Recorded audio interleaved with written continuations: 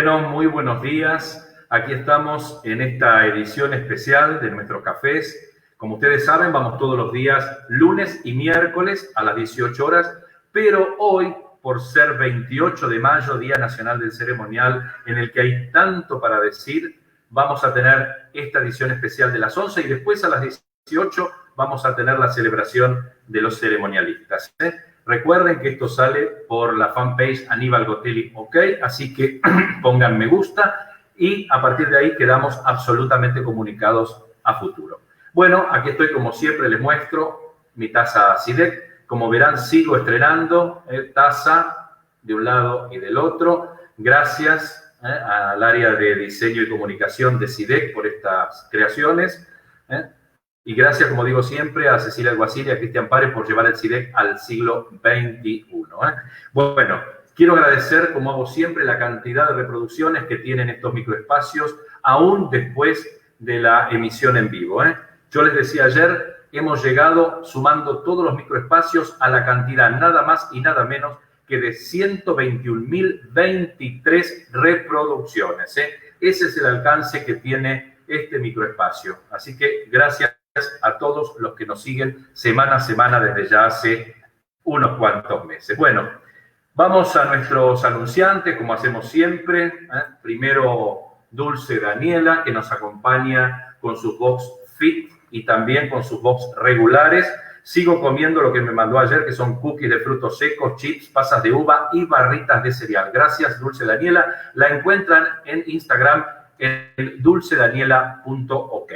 Gracias también a nuestro anunciante histórico, por decirlo así, a Dickin Recepciones, que nos acompaña desde hace tantos años, casi desde nuestra creación, y miren que cumplimos 30 años en todos nuestros eventos. Dickin Recepciones, no dejen de recurrir a ellos. Y también desde Misiones se incorpora a nuestra grilla de anunciantes Agua La Esmeralda. Así que, misioneros, si agua han de beber, la Esmeralda debe ser. Me encantó ese eslogan y lo repito siempre. Parece un eslogan de cuando yo era chico, así que lo disfruto muchísimo. Bueno, hoy tenemos un café de lujo. Hoy sí que tenemos un café también de lujo. Me estoy dando unos lujos últimamente. Ustedes vieron que venimos, pero realmente con unos cafés que están marcando de alguna manera tendencia. Y hoy vamos a tocar un tema inédito, inédito para nosotros, que es nada más ni nada menos que las ceremonias de repatriación y funerales del general San Martín. Y vamos a tener nada más ni nada menos que a Roberto Colimodio. Bienvenido, ¿cómo estás, Roberto? Hola, Aníbal. Gracias por la invitación. Feliz día del ceremonialista, antes que nada. Gracias, gracias. Pero ahora vamos a explicar la íntima relación que hay con tu tema, con el tema que vos investigaste, un tema maravilloso junto con Martín Blanco, que también lo vamos a mencionar. Y antes te voy a presentar, porque el mundo de la historia, los académicos, la gente que está profundamente comprometida con los estudios históricos te conoce y mucho, tanto en nuestro país como en el extranjero, pero para el gran público vamos a hacer también una presentación. Yo me anoté algunas cosas porque si les leo todo el currículum de Colimodio, más que el café de la mañana, vamos a tomar la merienda. Les aviso que es un currículum muy largo. Así que les voy a contar que es miembro de número de la Academia Argentina de la Historia, es miembro correspondiente de la Academia Nacional Sanmartiniana, es miembro correspondiente del Centro de Estudios Históricos y Genealógicos de Entre Ríos, miembro correspondiente del Centro de Estudios Históricos y Folclóricos de la Villa de Merlo, San Luis, provincia muy querida para mí también especialmente, presidente de la Asociación Cultural Belgraniana de Lanús, entre otras muchísimas pertenencias. Apasionado de la investigación sobre la historia argentina con artículos publicados en numerosísimos diarios y revistas, les digo algunos solamente porque si no en serio nos agarra la merienda: Clarín, La Capital, Todo es Historia, Rosario, Su Historia y Su Región, Síntesis de Historia y otras muchísimas publicaciones. Por supuesto es conferencista, es expositor en diversos congresos, jornadas. Yo he disfrutado muchísimas charlas de Roberto Colimodio, ha publicado numerosos libros. Yo tengo dos libros de cabecera de Colimodio. Uno es uno que escribió con Juan Marcelo Calabria, San Martín más allá del bronce, se los recomiendo. como ven, yo tengo los libros muy vividos, los leo en serio, los libros. Y, por supuesto, un libro que todos los ceremonialistas conocen, Repatriación de los restos del general San Martín, que escribió junto a Martín Blanco y que hemos sorteado 2 ejemplares el mes pasado entre nuestros colegas gracias a la gentileza de Roberto Colimodio. ¿Estás bien presentado, Colimodio? ¿Estuve bien? No, demasiado. Un poco, pero tu currículum es muy vasto, muy, muy vasto. Demasiado, bueno, Aníbal, hay que agregar algo, que en ese libro de repatriación tenemos un prologuista de lujo, uno de los, si no el mejor ceremonialista de la Argentina y alrededores, el profesor Aníbal Gotelli. Bueno, muchísimas gracias. Para mí fue un honor, la verdad, prologar este libro, porque además de ser un tema absolutamente original, porque la verdad, en mi caso y en el caso de muchas personas de mi profesión, quizás no teníamos en cuenta este largo funeral que duró 30 años del general San Martín, desde su muerte hasta su llegada a la ciudad de Buenos Aires, que casualmente o causalmente se produce el desembarco de los restos un 28 de mayo. Por eso la relación de tu tema y mi tema. Y entonces, yo te hago la primera pregunta. ¿Cómo nace esto de investigar la repatriación de los restos? Ahora te cedo la palabra a vos. Bueno, gracias, Aníbal. Investigar la repatriación nace de la necesidad de cubrir y de contestar algunas de esas preguntas o de esas leyendas que circulaban, sobre todo por las redes o por internet, los ganaderos, posición de los restos, motivos por los que se demoró 30 años, y de incumplirse una cláusula del testamento de San Martín, que era que su corazón descansase en Buenos Aires. Con Martín empezamos a trabajar la idea de cómo se fueron cronológicas los hechos, porque se hablaba de que la familia se había puesto a esto, que la hija no quería hacerlo, que la situación política del país tampoco estaba dada. No olvidemos que desde el 50 al 52 sucede Caseros, cae Rosas, sobre Urquiza se separa la provincia de Buenos Aires. Hay un montón de factores, la guerra de la Triple Alianza, la guerra ruso-prusiana en Europa. O sea, en esos 30 años pasó de todo, pero llegamos a una conclusión, dentro de todo, que si bien la familia tenía todo dispuesto para hacerlo inmediatamente, o sea, embalsamar el cadáver a los 2 días de fallecido, tenerlo eso por una disposición sanitaria para que pudiesen trasladarse los restos del otro lado del océano, pero a medida que van sucediendo estos avatares políticos, tanto Mercedes como la hija de San Martín, como su esposo, Mariano Balcarce, quien es el albacea testamentario y va cumpliendo una a una las cláusulas, excepto la de la repatriación, hasta el final, llegamos a la conclusión de que sí, la familia, por estos avatares políticos, por la mala situación, no querían que el padre de la patria y su padre fuera una prenda de desunión o fuera en una convulsión de política. Igualmente le tocó en los 80 venir en pleno lucha de federalización de Buenos Aires, ¿no? Aunque ahí se abrió un paréntesis de unión nacional. Esa investigación nace y con Martín empezamos a trabajar los documentos directos que se encuentran en el Museo Mitre, en el Archivo General de la Nación, y ahí nos vamos encontrando con la sorpresa de que muchos de los mitos y leyendas que circulaban sobre la repatriación de los restos se van cayendo. Y a su vez hemos descubierto un montón de cosas completamente desconocidas o bien poco conocidas de este largo viaje de 30 años. Hicimos una investigación exhaustiva y creo que pudimos volcar todo lo que quisimos y todo lo que encontramos, ¿no? que es bastante sabroso. Yo, la verdad que una de las primeras cosas que me llamó la atención cuando tuve que leerlo completo, porque yo lo leí completo en el borrador, este libro, fue cómo se le rindieron los honores finales en suelo francés, ¿no? Y yo leía a Eduarda Mansilla, si mal no me acuerdo, que decía que ella había estado en los funerales, creo que del presidente Thiers, ahora no me acuerdo el presidente que había estado, pero creo que era el presidente Thiers de Francia, y sí, era el presidente Thiers, y dice que ni en los funerales del presidente Thiers ella había visto estos funerales que se le habían dado tanto a la salida de Francia como a la llegada a Buenos Aires, ¿no? Pero la salida de Francia fue convocante al cuerpo diplomático. Contanos un poco eso, cómo sale de Francia San Martín. Bueno, pasados esos 30 años, y una vez que el presidente Avellaneda crea la Comisión Nacional de Repatriación, donde se forma una comisión multitudinaria, donde hay una respuesta popular interesantísima, donde se hace una suscripción pública, donde aporta dinero desde el más bajo sindicato hasta la Cámara de Comercio más encumbrada.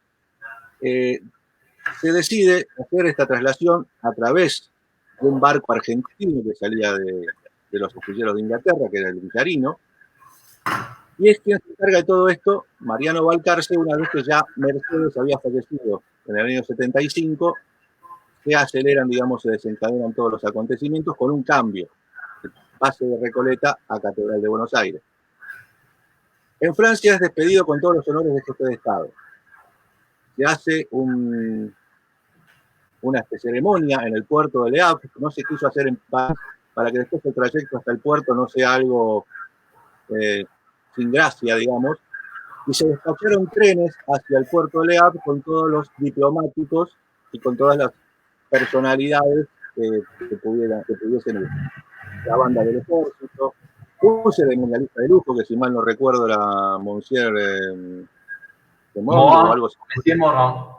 Mora, perfecto, que había estado en los funerales de Vittorio Emanuele, era un ceremonialista el mejor de Europa. Sí, de la corte, precisamente de la corte. De la corte. Y con los honores de jefe de Estado, con representaciones diplomáticas, con repercusión en los diarios de Francia y de Europa, donde se despedía de la tierra que lo había alojado casi 60 años, 55 años de que él abandonó nuestro Río de la Plata. Y en esta ceremonia se emiten discursos muy sentidos. Conocemos todos los pormenores y lo volcamos en el libro gracias a un testigo que fue Ernesto Quesada, que escribió la crónica de los hechos, nos da muchísima información sabrosa y a su vez acompañó los restos en el barco de Villarino. O sea que tenía toda la información de primera mano. Manejar esta información nos permite conocer que los discursos de Mariano Balcarce fueron muy sentidos, él muy dolido, a pesar de que era su suegro, lo consideraba su padre, de despedirse de los restos de su padre. Emilio de Alvear también dijo unas muy buenas sentidas palabras, y Manuel García, esposo de Eduarda Mansilla, también despidió como diplomático en Londres los restos. Paradójicamente, los tres eran hijos de compañeros de armas del padre de la patria, José de San Martín. Sí. Y allí parten desde el puerto el día 22 de abril o el 21 de abril por la noche, rumbo a cruzar el Atlántico haciendo su último viaje, ¿no? Y de ahí se empiezan a organizar una ceremonia de lujo, porque muchas veces hemos escuchado de que fue algo improvisado, que al que llegó entre gallos y medianoches, y los documentos demuestran de que todo ha sido una organización protocolar y ceremonial de primera. La verdad, y ahora después nos vamos a meter un poco con esa, como digo yo, esa apoteosis laica que le reservó Buenos Aires para recibirlo, ¿no? Pero a mí también me llamó la atención y creo que a nuestros espectadores también les va a llamar la atención, a nuestros colegas. Los restos de San Martín tocaron costas africanas antes de venir, ¿verdad?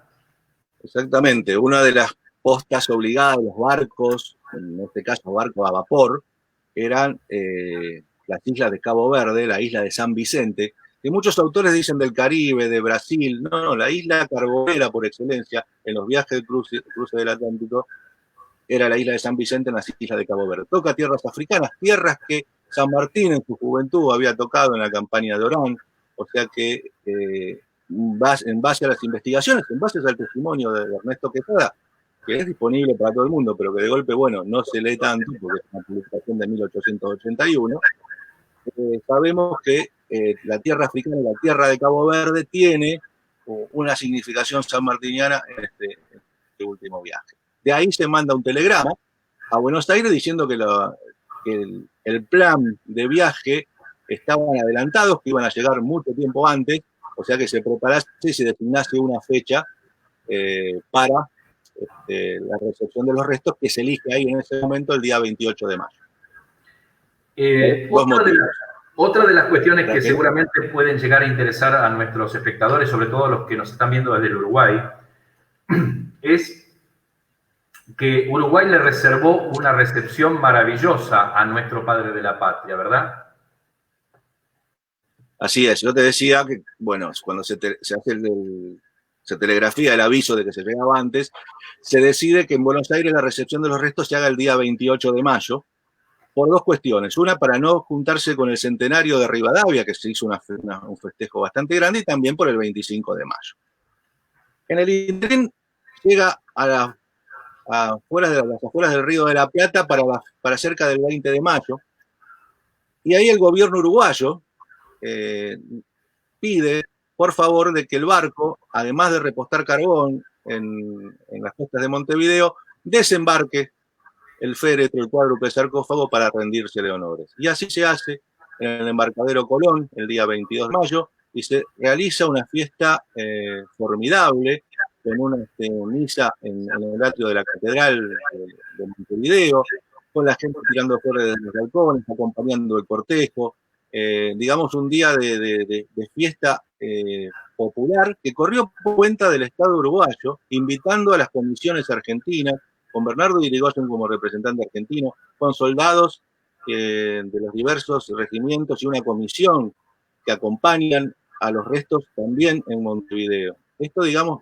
salva de 21 cañonazos, como fue despedido también en Francia, como también sucedía en Montevideo. Una fiesta apoteósica, sin ninguna duda. Sí, la verdad es que a mí me conmovía mucho cómo nuestros hermanos uruguayos le habían rendido honores, ¿no? Cómo habían salido a las calles, esas lluvias de flores, ¿no? Que dicen las crónicas que caían sobre el paso del general San Martín, realmente maravilloso, ¿no? Y en un momento complicado de las relaciones bilaterales con Uruguay por la navegabilidad del Río de la Plata, la toma de una cañonera. En este caso, San Martín fue una prenda de paz para que se lograse. Bernardo Irigoyen, como ministro de Relaciones Exteriores, aprovechó para limar esas asperezas de San Martín. Una cuestión de Estado recibido como si hubiera sido un expresidente del otro lado del charco. Realmente emocionante. Lamentablemente, como en el caso de Buenos Aires, sin fotos. Claro, exactamente. Y eso que ya desde hacía algunas décadas ya había en el mundo fotografía y en Buenos Aires también la había, ¿no? Y es una lástima no haber tenido ese, aunque sea elemental, documento fotográfico, ¿no? Y los restos llegan al Río de la Plata, pero ahora se acercan a Buenos Aires, ¿no? Y llegan casi para el 25 de mayo y hay que retrasar el desembarco, ¿verdad? Exacto, ya teníamos programada la fecha, que era el día 28, ya estaba todo el protocolo y el cronograma de los actos publicados en los diarios, los principales diarios de Buenos Aires. El Villarino es escoltado por varios buques, tanto de la Armada Argentina como uruguaya, y después naves particulares. Y ahí se empieza todo lo que es la programación de cómo iban a desarrollar los actos, cómo iba a entrar el barco hasta Balizas, porque por su calado no podía entrar al puerto, obviamente, y ahí se reciben los restos por la comisión, se firman las actas, y se organiza lo que sería el despliegue, ya sea tanto civil como militar, donde desembarcarían en los muelles de la Catalina, después pasarían a la Plaza San Martín, en procesión hasta su última morada en la Catedral de Buenos Aires. Todo esto reglamentado, donde decían en cada esquina dónde se iba a juntar determinada agrupación o sociedad, todo publicado, por ejemplo, en la prensa, en La Nación, en La Patria Argentina. O sea, yo hago hincapié en esto porque se habla de improvisación y que las cosas se fueron dando como por combustión espontánea. Y realmente hay que magnificar lo que fue un acto de casi 100.000 personas para algunas crónicas, 60.000 para otras, donde no se desarrolló ningún incidente, donde fue una fiesta popular y que fue todo organizado concienzudamente tanto por la Comisión, con el gobierno, en medio de una crisis política con la provincia de Buenos Aires. Es cierto, no hay que olvidarse eso, ¿eh? Porque San Martín llega el 28 de junio y el 6 de junio empieza a haber muertos, el combate de Puente Alsina, empieza a haber el gobierno que genera la localidad de Belgrano. O sea, recordemos también que ese momento no era el mejor estamos al borde de la guerra civil. Sí, estábamos prácticamente a 6 días del desastre, podríamos decir, ¿no? Cuando desembarca San Martín. Pero también hay dos cosas que vos decís que también nos llaman mucho la atención a los de nuestra profesión. Es decir, Primero, que no hubo ningún tipo de improvisación, ¿no? Y eso también hay que aclararlo, por eso yo lo aclaro en el prólogo. Buenos Aires venía con muchos funerales muy bien organizados, ¿no? El Marqués de Peyzac, el de Encarnación Escurra, también el de Gregorio de la Cera, yo cito también ahí en el prólogo de tu excelente libro. Y además otra cosa, ¿no? Que para la población que tenía Buenos Aires, esa cantidad de espectadores en la calle, de acompañando el desembarco de San Martín, es una cantidad muy grande de gente, ¿no? Muchísima, y sobre todo de hombres armados con el desfile, que esa es la principal preocupación.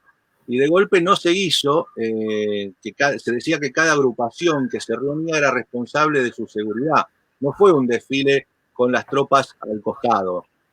O sea, fue algo popular. Lo que se llamaban los maestros de ceremonias eran todos civiles que ayudaban acordonando por dónde tenía que ir la gente o por dónde las calles por las que no podía pasar para no interrumpir el cortejo. Cortejo, que es el cortejo fúnebre, en forma de procesión, con antorchas, estaba reglamentado de...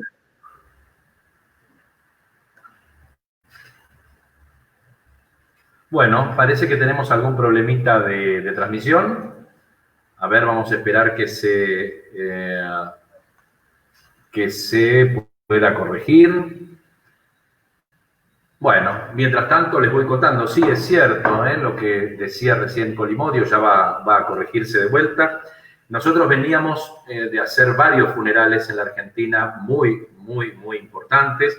El de Marqués de Peyzac, representante de Francia en el Río de la Plata. Veníamos de los funerales en 1838 de Encarnación Escurra de Rosas, la esposa del restaurador, y realmente fueron funerales increíbles, ¿no? Como el de Gregorio de las Heras, el de Marcos Paz mismo, miren, me acuerdo el de Marcos Paz también, fue unas ceremonias religiosas y cívicas maravillosas, con unos desfiles. Ustedes recordarán los funerales de Vaperón, por ejemplo, en un momento dado de nuestra historia. Bueno, los de Encarnación Escurra tuvieron esa significación, es decir, participación popular, el pulso del féretro, es decir, grandes tradiciones de ceremonias fúnebres, ¿no? Y ahí está Colimodio de vuelta. Yo estaba tratando de hablar y justo les hablaba de los funerales de Encarnación Escurra, de Peyzac, de Gregorio de las Heras, ¿no? Y les hablaba de Marcos Paz también, que me acordé de Marcos Paz. Bueno, entonces también... estábamos en el desembarco, ¿no?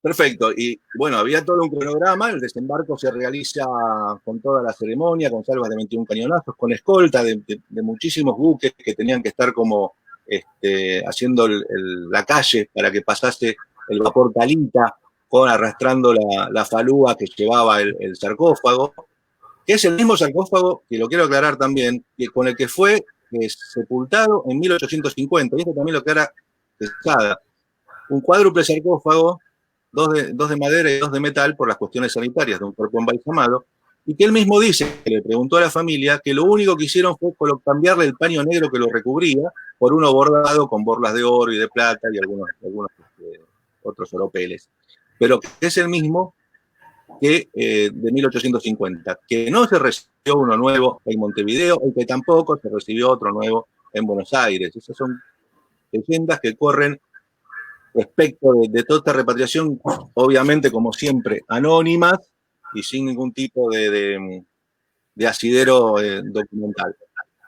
Desembarcan en el Muelle de las Catalinas, hoy cerca de lo que sería el Sheraton en Buenos Aires, y ahí quien lo recibe es un expresidente de la Nación como Domingo Faustino Sarmiento, ¿sí? Donde bajan a pulso de diversas fuerzas del ejército, de la marina, el sarcófago, lo ponen a presentación, y ahí Sarmiento da un discurso de unas cuantas horas de duración, que por suerte nos ha quedado. Sarmiento era muy, muy hablador, nos ganaba lejos Aníbal,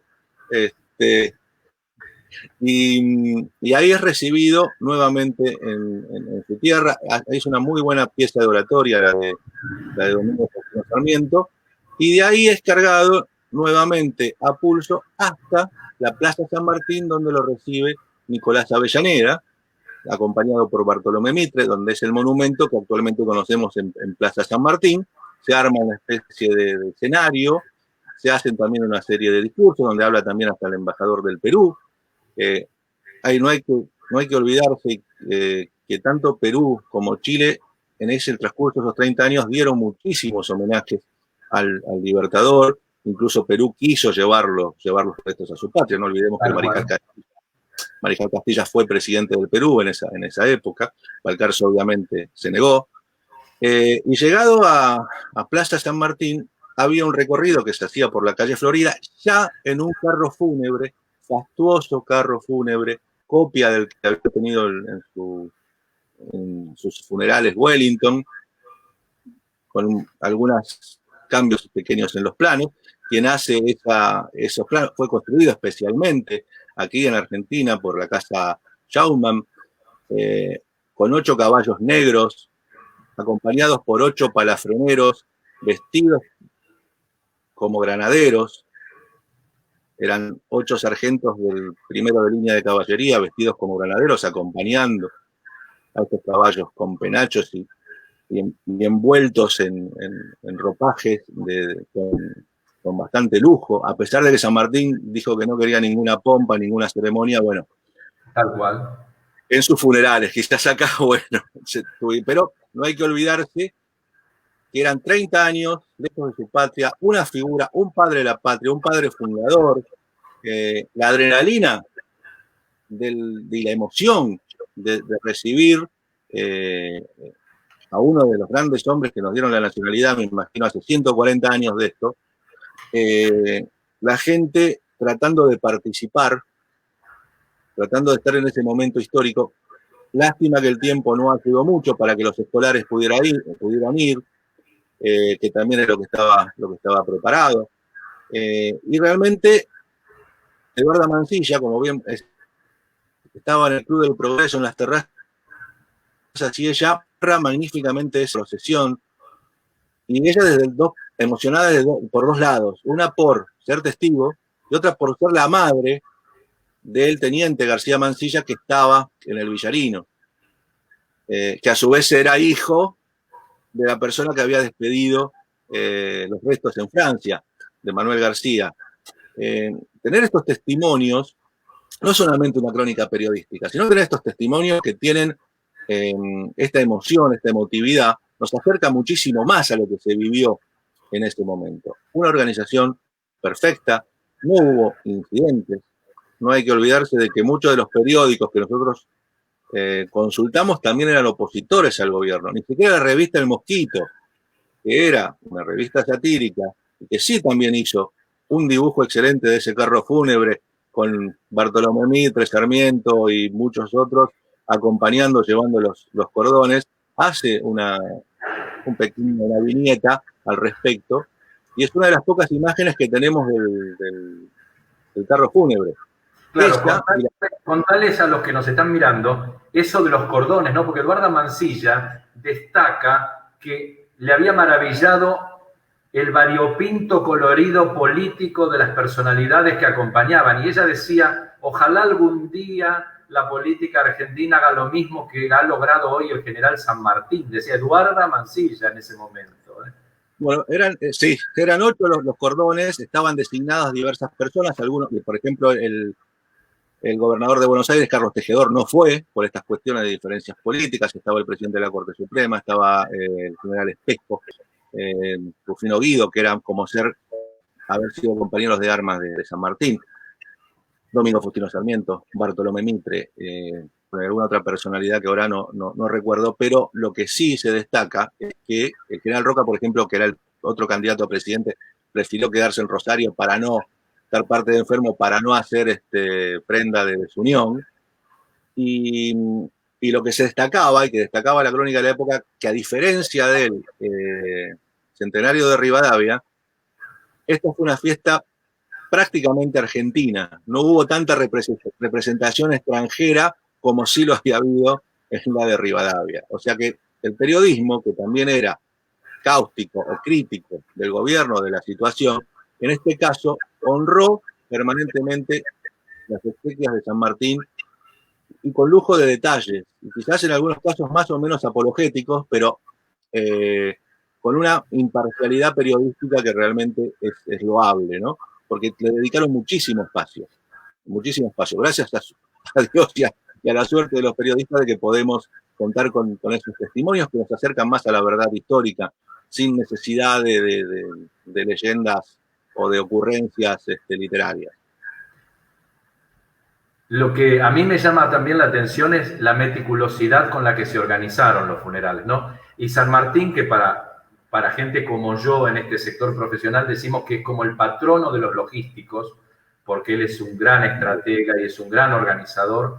Yo siempre digo que todo el mundo se queda con San Martín arriba del caballo blanco, arriba de la montaña y mirando los Andes, y realmente hay que ver la cantidad de soldados, la cantidad de uniformes, la cantidad de comida, la cantidad... Era un gran logístico, ¿no? Yo creo que hubiese estado, por un lado, enojado porque no le habían hecho caso de la humildad de su entierro, pero por otro lado, de ver a los argentinos lo más unidos que podían. Y con un funeral tan organizado, tan logísticamente organizado, yo creo que hubiese estado muy feliz San Martín ese día, ¿no?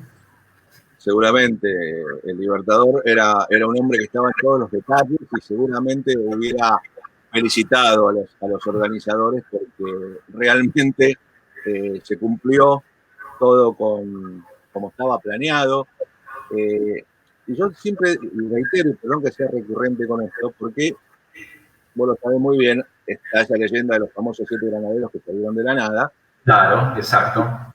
Que no hubieran pasado desapercibidos para toda esta cobertura y la gran cantidad de gente. Y además, porque había una comisión oficial que estaba destinada a velar los restos, a hacer la guardia de la noche del 28 al 29. Con personalidades como Filóver, Justino Guido, Carlos Guido Hispano, Pedernera, etcétera, etcétera. Eran más de 11, tampoco eran 7. Algunos sí habían sido granaderos, pero a lo que voy es que había estado todo de una manera organizado para que el funeral al día siguiente, una vez ya depositado en la catedral, en el panteón de los canónigos, porque el mausoleo todavía no estaba construido. Es más, el mausoleo, parte del mausoleo, viajó con San Martín en el Villarino. Recién 2 o 3 meses después llegan los 17 cajones restantes. O sea que muchas veces cuando leemos, incluso hasta en publicaciones del San Martiniano, de que se colocó en el mausoleo el día 29, imposible. Imposible porque no estaba terminado siquiera, no estaba terminado. Estaba empezada la construcción de la capilla, recién se recibían los primeros bloques de mármol para hacer las bases. O sea, había algunos trabajos de mampostería, pero no la obra de Carrier Belús. Eso también hay que tenerlo en cuenta. Y al día siguiente, bueno, se hace un desfile, pasan a través de la iglesia catedral, el pueblo, el respeto de San Martín, hasta las 6 de la tarde, más o menos, que se hace de noche. Esto arrancó a las 11 de la mañana, como nosotros más o menos. Sí. A la 1 de la tarde se hacen los discursos que mencionábamos, el desfile, y hasta las 6 de la tarde se puede visitar, digamos, el futuro sepulcro de San Martín. Para hacer después, sí, los funerales el día siguiente, el día 29, hasta la 1 de la tarde, también con procesión, con misas, con palabras de la iglesia, que también acá me gustaría hacer un pequeño paréntesis, donde la iglesia expresó su beneplácito por tener en su seno la figura de tan ilustre varón. Se habla de idas y vueltas, se habla de que la iglesia puso peros, reparos, y sin embargo, a las actas del cabildo eclesiástico se refrendó el pedido de la Municipalidad de Buenos Aires, precisamente de José Prudencio Berrico, que decía que por unanimidad se habían aceptado esa solicitud de ceder una capilla de la catedral para alojar los restos de San Martín. En un acta, en una sesión que duró 15 minutos, cabildo eclesiástico, acuerdo del cabildo eclesiástico. Eso demuestra que no hubo ningún tipo de rispidez con la iglesia, ni de que no hubo ningún personaje de la iglesia que se negara a recibir los restos de San Martín, ninguno. Por lo menos los miembros del Cabildo Eclesiástico, que eran 7, todos firmaron. Es más, la solicitud se hace, creo que, quizá le erre la fecha, el 12 de abril y el 16 de abril ya se aprueba, 4 días después. O sea, no hay testimonios al menos, ¿no? De que esta disconformidad de la iglesia o condicionamientos ninguno. O sea, no solamente el acta, que es por, digamos, un documento oficial y que de golpe puede disfrazarse. Comunicaciones internas entre el deán de la catedral y el arzobispo Aneiros hablan de que están felices de tener los restos de tan ilustre varón. El propio deán de la catedral. Hay un acta después donde se depositan los restos en el mausoleo, que en realidad se hace el 27 de agosto, todavía no estaba terminado. No se dice nada de cómo estaba la posición de los restos. A veces, cuando, no sé si querés entrar en este tema o no. Sí, sí, me encantaría porque hay muchas, yo siempre digo, perdoname la expresión, porque vos sos un historiador de mucha categoría, pero yo siempre digo que a veces en la historia hay mucha mitología de Villiquen y los argentinos se quedan con la imagen que pintaban los dibujantes del Villiquen en los fotocromos, ¿no? De las que cortábamos para el colegio, ¿no?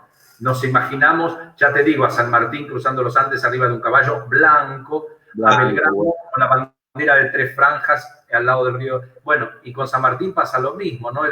Los granaderos, esos granaderos que vinieron de la nada y se fueron nuevamente a la nada. Después el féretro inclinado, no inclinado, mirando para allá, mirando para acá. Bueno, contanos eso, sí, por favor. Bueno, volviendo a uno le interesa cuando aparecen este tipo de versiones, conocer el origen. De la misma manera que con el combate de San Lorenzo quisimos conocer el origen de la sargentía del sargento Cabral, o sea, cómo nace, quién lo asciende, que descubrimos que fue pastor obligado 50 años después del combate.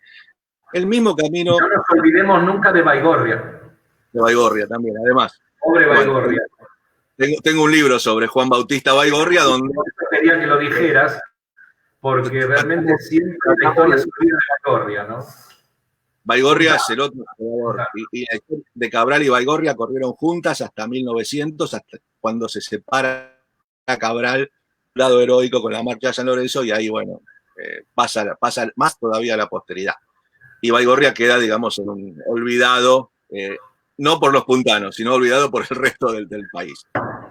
Pero volviendo al punto de cuando uno quiere conocer cómo nace determinada historia con minúscula, en el caso de Granaderos, de los 7 granaderos, encontramos que es una historia, un relato, que nació hace unos 5 años, que no tiene autor, que mezcla algunas cosas que son ciertas, que tiene la fórmula de decir, me enteré de esto no lo sabía, circuló por WhatsApp, no hay ninguna publicación seria, no salió ni siquiera en un diario, o sea, algo completamente anónimo. Tuvo una repercusión fantástica. Entre el mundo de los escritores nos decíamos, che, yo pensé que lo habías escrito vos, qué bueno esto, pero es cierto, es falso. Digo, mirá, vamos hacia atrás, busquemos. Hoy tenemos la posibilidad de poder buscar en publicaciones de 1800, de 1880, la revista de Buenos Aires de Pedro de Ángeles, montones, la Biblioteca de Mayo. No hay ninguna mención siquiera al respecto. Y con respecto a la posición de los restos, bueno, con Martín Blanco hicimos el mismo camino. ¿Cómo nace? ¿Quién es el primero que dice que los restos están inclinados? No lo dice el acta de colocación de los restos en el 27 de agosto de 1880. No encontramos en los papeles, entre los albañiles y los arquitectos, alguna mención al problema al respecto. Entonces, con sorpresa, encontramos en una revista del Instituto Nacional Sanmartiniano de 1947, cuando era presidente el coronel Bartolomé Descalzo, que después fue destituido por el general Pedrón y cambiado por Castiñeira de Dios, que publica en la revista San Martín, número 16 de 1947, que un testigo de 1880, el señor Juan Manuel Terrero, le manifestó que el cuerpo de San Martín estaba muy inclinado por una cuestión que había quedado chica la bóveda. Bueno, sorpresa. 67 años después, una tradición oral de un único testigo, donde el presidente del Instituto Sanmartiniano le cree o da fe de lo que sucede, acompañado por un croquis, que es el famoso croquis que todos conocemos, que hizo el propio Terrero, que después Descalzo encargó a un arquitecto mejorarlo y hizo otro croquis. Esto es lo que está publicado en esta revista. Y es lo único que tenemos, en realidad, sobre eso, es lo único. Teníamos hasta ahora. ¿Por qué? Porque con las investigaciones que hicimos con Martín, dijimos, bueno, acá yo no creo pensábamos, no creemos que Descalzo se haya quedado con esta respuesta, tiene que haber hecho algo. Presidente del Instituto Nacional Sanmartiniano. Y obviamente encontramos que sí, consultó a la Comisión de Monumentos. ¿Qué se le podía decir respecto de la posición de los restos? Se le contesta que no tenían la menor idea. Uno de los que contesta eso es José Luis Busaniche, o sea, respetado, que tampoco se queda quieto y le pregunta a la catedral. Quien contesta es el cardenal Santiago Copelo, otro hombre de los conocidos de la iglesia, que dice que sí, que en base a los dichos del único testigo vivo, el cuerpo de San Martín se encuentra en una posición norte-sur, cabecera mirando hacia el atrio, con una inclinación de 15 grados, porque no hubo espacio en la bóveda al colocarlo. Entonces, toda la versión de que el cuerpo está inclinado se sostiene por el dicho de un testigo octogenario 67 años después de ocurridos los hechos. Claro, lo que pasa es que también la gente piensa, como ve el catafalco arriba de mármol, ¿no?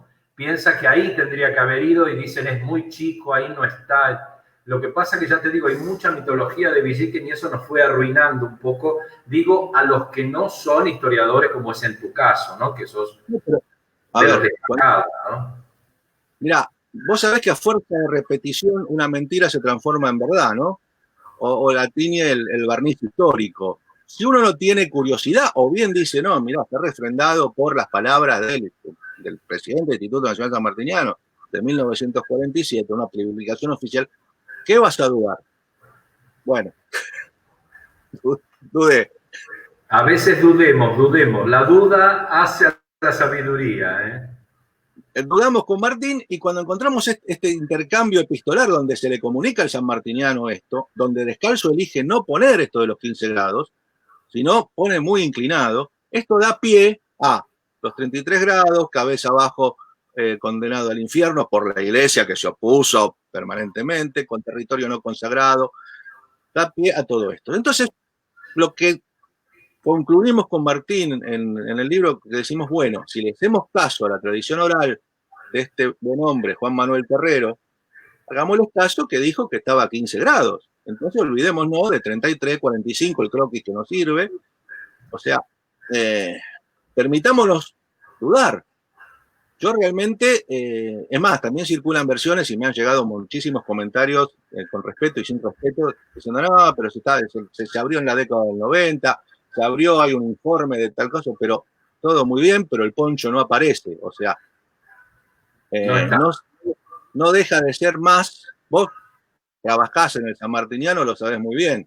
O sea, cuántas cosas te llegan de versiones y que de golpe no se pueden demostrar o no tienen un asidero. Uno hace caso o trata de investigar cuando llegan este tipo de novedades para ver que a veces, bueno, toda leyenda tiene un dejo de verdad, ¿no? A veces. O por lo menos nos da una punta de investigación. Pero en este caso, la punta de investigación vino por otro lado y realmente nos da pie a meternos en un tema que no teníamos pensado hacer, que era el de los mitos y leyendas, pero no podíamos dejar pasar esta información con lujo de detalles al respecto. Yo hago una breve reseña de lo que fuimos pasando, porque hay muchísimos documentos. Lamentablemente no aparecen los planos que mandó Balcarce para el armado del documento, del monumento, porque el monumento se iba armando pieza por pieza, donde con su plano y con sus reglas y sus ángulos para poder sostener, porque no es mampostería con el mármol forrándolo, sino son los bloques de mármol sosteniendo todo el monumento. Y nosotros sostenemos que ahí iba el sarcófago. Que bien podría haber sido un error de cálculo, que nos resulta extraño porque el monumento se hizo en Francia, donde estaba el cadáver. Balcarce fue el encargado, que siempre lo tuvo durante 30 años en su bóveda familiar, parte en la iglesia y parte después en su bóveda. Aquí estuvo casi 3 meses en el Panteón de Canónigos, o sea que podían haberle tomado la medida tranquilamente. Se habla de que se sorprendieron de que era un cuerpo embalsamado y no eran cenizas, pero lo sabía hasta Sarmiento, que en un discurso del 57 lo dice. O sea, quizás Quesada utiliza cenizas, pero bueno, o sea, Claro, esa es la confusión, eso ayuda a la confusión. Como una licencia poética. Sí se podría pensar, pero bueno, una vez que ves bajar del barco un reverendo sarcófago de 2 metros por 0,60 hasta en su parte más ancha, hasta Quesada nos dice eso. Entonces, cuando uno va a los documentos, nos encontramos que no tenemos margen para pensar o para fabular o para idear cosas. O sea, por eso nosotros ese capítulo lo llamamos Recortando las alas de la fantasía. Exacto. Así me gustó mucho ese título. Hay que recortar un poco esas alas, hay que recortarlas porque si no se ensucia mucho la verdad histórica, ¿no? Que ya de por sí es muy rica en el caso de San Martín. Es que no hace falta, en algunos casos, no hace falta engalanar los hechos, porque ya los hechos son ricos de por sí. Obviamente que una prosa bien contada, una linda historia, puede ser más atractiva, como lo es la de los 7 granaderos, que ojalá, amigos en común me han dicho, ojalá lo hubiera escrito yo. Realmente tenemos la obligación de buscar la verdad histórica, creo, por lo menos es el desafío de traer cosas nuevas, de ayornarnos. Hoy tenemos la posibilidad de a través de Internet, no además de hacer este tipo de conferencias, sino de buscar en archivos que están a miles de kilómetros de distancia, que están digitalizados, o mismo ir a los papeles, al archivo Mitre y hacer 400 fotos en 2 horas y después estudiarlas en casa. O sea, hay una facilidad de movimiento que quizás nuestros antecesores tenían que estar horas para leer un documento y transcribirlo a mano. De golpe uno cuando ve la obra magnífica de José Pacífico Otero, por ejemplo, o mismo de Bartolomé Mitre, con todas las críticas, bueno, no sé cómo les alcanzaba el tiempo, pero realmente hoy tenemos esa facilidad. Y es por eso que aparecen estas cosas que no dan margen o que deschaban algunas de estas, no voy a decir mentiras, pero estas licencias que se han tomado muchos de llenar espacios en blanco de nuestra historia con poesía. La historia para los historiadores, la poesía para los poetas. Esa es una frase de mi amigo Ignacio Clopet, que realmente... y recortar la sala de la fantasía es de Urbano Núñez, un bonaerense que se afincó en San Luis, que es también fue un sanmartiniano y fue una persona que también luchó contra todo esto. Fue quien descubrió de que San Martín y probó que San Martín no había escrito el parte de San Lorenzo, sino que había sido Mariano Necochea. Bueno, las pequeñas cositas.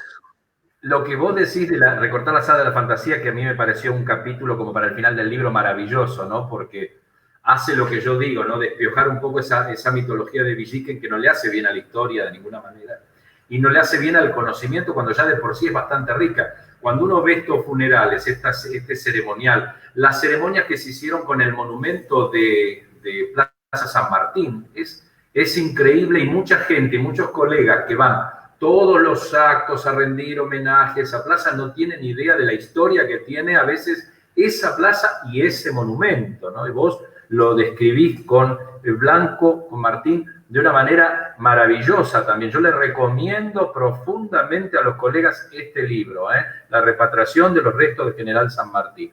¿No es cierto? Lo del monumento, digo, también. Correcto, también. Bueno, estuvo Bartolomé Mitre. El monumento, vale la pena aclararlo, no tenía la fastuosidad que tiene hoy, que pertenece a 1910, todo este arreglo, miraba para el otro lado, pero de golpe vamos viendo cómo se quiere recordar al padre de la patria, la vergüenza que se sentía, las críticas de que, mismo Bartolomé Mitre lo dice, que los únicos 7 palmos de tierra que tiene San Martín es la base de la estatua, que pronto llegará el día que lo traigamos de vuelta a casa. Esto es 1862, cuando se inaugura el monumento. Qué fecha también, ¿no? O sea, qué año. Sí, sí. Siempre más, cuando no tuvimos un año tranquilo. Pero sí, las ceremonias, el protocolo, toda la burocracia, si querés llamarle así, cómo se va desencadenando los pedidos, la participación de los otros países. O sea, hay un detalle que nos encantó, que Chile ofrece sus barcos para traer a San Martín, y se le contesta que no. Encima iban a dar el barco, el acorazado Lord Cochrane, ¿no? Uno de los peores enemigos de San Martín. Claro, y ahí Avellaneda toma la decisión de que sea un barco argentino con tripulación argentina. Y ahí van Clodomiro Ortubey, va García Mansilla y otros, toda tripulación argentina. Estas cosas, que parecen pequeños detalles insignificantes o nimios, nos dan la pauta de un pensamiento, de una coherencia nacional, si querés, donde se trata de hacer todo en forma prolija, a pesar del gen argentino que somos desprolijos, ¿no? Hay, te digo, montones de anécdotas respecto de cómo se elige a quién va a ser el mausoleo, las críticas, las idas y vueltas, hay algunas cartas que son sabrosísimas, las peleas y los debates en diputados y en senadores respecto de las comisiones para repatriarlo, donde también en esa época algunos políticos daban vergüenza. Hay cosas que podemos reconocer actuales y muchas cosas que podemos conocer, como por ejemplo que Rosas no rindió ningún tipo de honores a San Martín. Qué raro eso, ¿no? Qué raro eso, porque San Martín le deja nada más ni nada menos que una de las piezas más importantes que pudiera tener un soldado, ¿no? Tal cual. O sea, Rosas se entera por medio de Mariano Balcarce, que le manda una carta privada y una carta institucional, digamos, avisándole de la muerte de San Martín y que a su vez, por la cláusula tal de su testamento, es heredero del sable. Y Rosas ahí hace dos cosas que tanto a mí como a Martín nos llamaron la atención. Una, no decreta ningún tipo de duelo, ningún tipo de ceremonia, ofrenda, conmemoración, nada. Solamente una publicación en el diario, mucho tiempo después. Y tampoco hace aprovechamiento del hecho de haber recibido el sable, no saca provecho político de eso. Tampoco lo dice. Muy llamativo. Publica solamente las cartas de Balcarce. Se arma un revuelo, obviamente. Ya se sabía que había muerto San Martín, pero el principal revuelo era que le había dejado el sable. Si era cierto, qué pasó. La prensa unitaria de Montevideo estaba, pero loquísima. Pero no sucede nada. Bueno, después sucede Caseros, o sea, pero él había decretado duelo por la muerte del presidente norteamericano. Claro. 3 días de duelo, lazo negro. Cosa que sí hicieron Chile, Perú. Una noticia que recorrió el mundo. Hemos recopilado también los extractos de muchos diarios tanto de Europa como de toda América. O sea, nos vamos encontrando en ese largo viaje de 30 años con muchísimas sorpresas, ¿no? La premonición de Sarmiento, lo que quería hacer Tomás Guido, que quería un monumento en San Lorenzo, muchísimas cosas que fueron pasando para bien y para mal, ¿no? Durante esos 30 años. Y el papel, que lo quiero resaltar, un personaje desconocido que es José Prudencio de Rico, que fue presidente de la municipalidad, que hizo en los 30 años. Y decimos esto ¿por qué? Porque tenía 14 años cuando él estaba alojado en casa de Mariano Balcarce, donde vivía San Martín. Y fue el principal impulsor de la repatriación de los restos desde Buenos Aires. Amigo de Balcarce y uno de los que llevaba también el cordón en ese 28 de mayo de 1880, hace 140 años. Sí, porque además, cuando hablamos del cordón hay que imaginarse una cureña que transportaba a San Martín, lo que hoy llamamos cureña, digamos, con esas cintas que salían, ¿no?, del catafalco para llevarlo, y cada uno simbólicamente tomaba una de esas cintas, ¿no? Y eso realmente habrá sido realmente, además del honor para ellos, habrá sido muy inolvidable para los que lo vieran, ¿no? Porque la plana mayor de la política en ese momento, de la vida pública de nuestro país, trasladando los restos del general San Martín, habrá sido realmente muy inolvidable, ¿no? Conmovedor, supongo, en esa época, ¿no? Mirá, las crónicas periodísticas de la época son muy sentidas, destacan la emoción vivida, el respeto, la solemnidad y las ganas de participar. Cuando uno ve en los diarios las dos pequeñas liñitas de adhesiones, o que te dice: la Sociedad Argentina de Zapateros convoca a sus afiliados a juntarse en la sede para ir al... el avisito en el diario. O sea, cuando ve también de que el gremio de telegrafistas de Venado Tuerto dona 5 pesos para el mausoleo de San Martín. Sí, fue una gran movilización popular, ¿no? Amén de la organización oficial, fue una gran movilización, porque fue quizás el primer movimiento, entre comillas, ¿no?, de masa para poder contribuir con el héroe nacional, ¿no?, con el funeral del héroe, ¿no? Es maravilloso eso, lo que vos estás contando, ¿eh? Fuera de todo, cualquier prebenda política. Todo tiene que ver, claro. El pueblo de San Lorenzo le pide a Pablo Riqueri que lleve un gajo del pino, que también acompaña el sarcófago. La bandera de los Andes es traída de Mendoza para colocarla sobre el sarcófago. Palmas de Yapeyú. A todo esto, bueno, la bandera de los Andes después tardaron en devolverla, se pensó que estaba desaparecida. Bueno, también hubo lío. Y eso yo hago hincapié en el momento de la revolución del 80, porque eso nos impidió conocer muchísimo más. O sea, no se emitieron medallas, como sí se había hecho en la fiesta del centenario.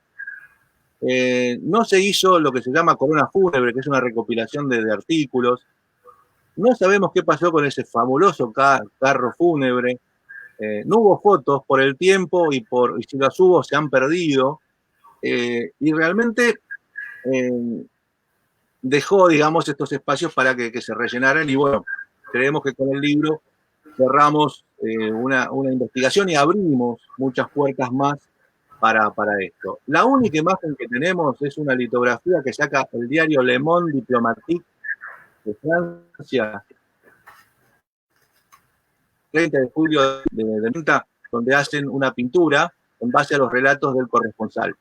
Esa es la única, además de la del mosquito, que es una caricatura que saca inmediatamente después, que es la que ilustra la tapa del libro, donde muestra a la catedral embanderada, muestra también el cabildo y muestra este carro fúnebre que parece fabuloso. Realmente es la única imagen que se puede obtener hoy respecto de lo que pasó ese día y que es prácticamente inédita, solamente estaba por ahí a las perdidas en alguna recopilación, pero que podemos graficar lo que pasó ese día, ¿no? Que fue una fiesta popular. La verdad, maravilloso. La verdad que hemos tenido una charla maravillosa. El libro que yo lo sigo recomendando, nadie puede dejar de leer, La repatriación de los restos del general San Martín.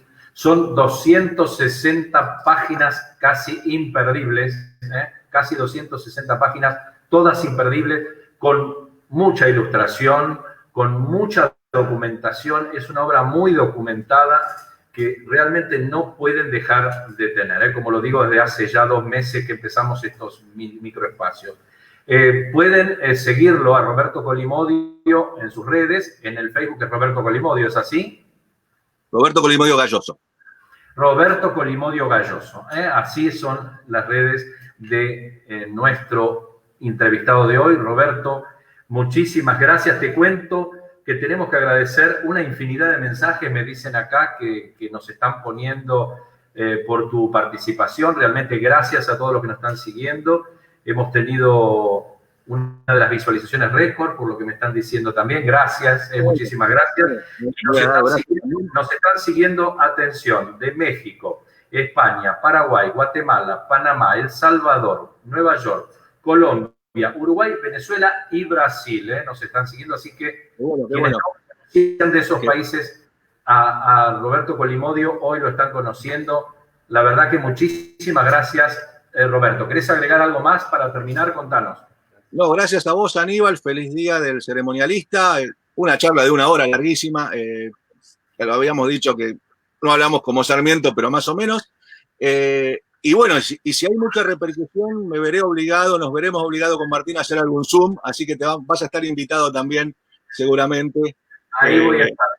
Ahí voy a estar porque realmente a mí, cuando las cosas se hacen seriamente, cuando las cosas se hacen vocacionalmente y apasionadamente, yo siempre estoy, ¿no? Y en tu caso hay pasión, hay vocación, hay reconocimiento por tu trabajo, así que yo feliz de que hayas estado este 28, que también Ceremonial y San Martín están muy unidos, porque además yo que me estoy especializando en un aspecto de San Martín, que es el San Martín logístico desde el punto de vista del Estado. Yo estoy especializándome en el San Martín jefe de Estado del Perú desde hace unos años, y es el que quizás, no digo quizás, de América lo estoy viendo, pero de Argentina es el personaje que más documentación de ceremonial ha emitido, para mis colegas, y estoy trabajando desde hace unos años en eso, así que de la formación formal del Estado peruano, en eso estoy trabajando, y realmente